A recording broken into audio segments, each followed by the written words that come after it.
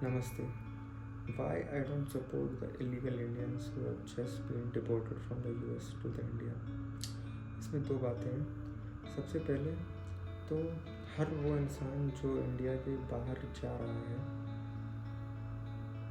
Legally या फिर illegally, ज़रूरी नहीं है कि वो इंडिया का ब्रांड एम्बेसडर ही हो, वो इंडिया का कल्चरल एम्बेसडर ही हो।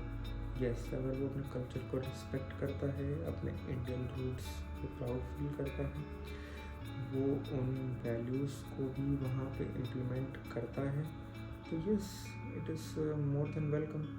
इसमें किसी कोई ऑब्जेक्शन नहीं है। लेकिन जो हमने एक धारणा बना ली है कि बाय डिफ़ॉल्ट हर इंडियन जो कि इंडिया के बाहर है वो हमारा ब्रांड एम्बेसडर है, और अगर उसकी कोई सो कॉल्ड डिसरिस्पेक्ट हो रही है तो वो इंडिया की डिसरिस्पेक्ट हो रही है। मेरे ख्याल से ये बिल्कुल झूठ है, ऐसा नहीं होना चाहिए।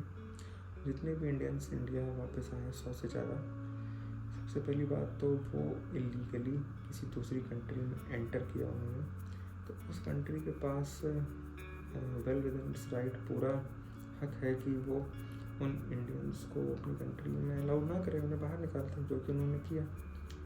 अब इसमें कुछ लोगों को समस्या ये हो रही है कि उन्हें चेन में क्यों लाया गया, उन्हें बांध क्यों मिलाया गया। ये इंडियंस की कितनी ज़्यादा डिसरिस्पेक्ट है।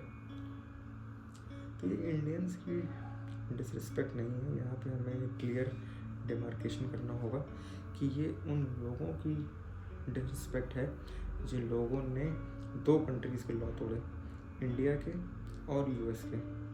तो क्या उनके साथ ही इनह्यूमन ट्रीटमेंट होना चाहिए? नहीं, उनके साथ ही नहीं होना चाहिए। ज़रूरी नहीं था कि वो चेन्स में लाया जाता।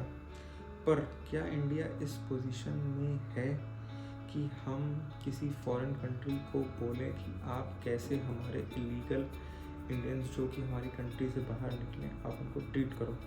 नहीं, हमारे पास कोई मोरल राइट नहीं है, ना ही होना चाहिए, ना ही हमें प्रोएक्टिवली उसमें एंगेज करना चाहिए कि हम किसी दूसरी कंट्री से बोलें कि आप हमारे इलीगल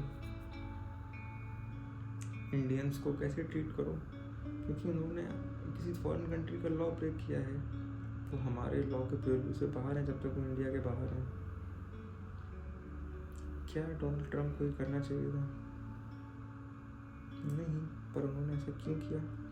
क्योंकि to give a signal back home to his voters, his audience, that yes, I am a decisive leader and I can take strict actions. So इन्हीं वजह से आई डोंट थिंक किसी भी इंडियंस को गिल्ट या Shem या disrespected feel करना चाहिए।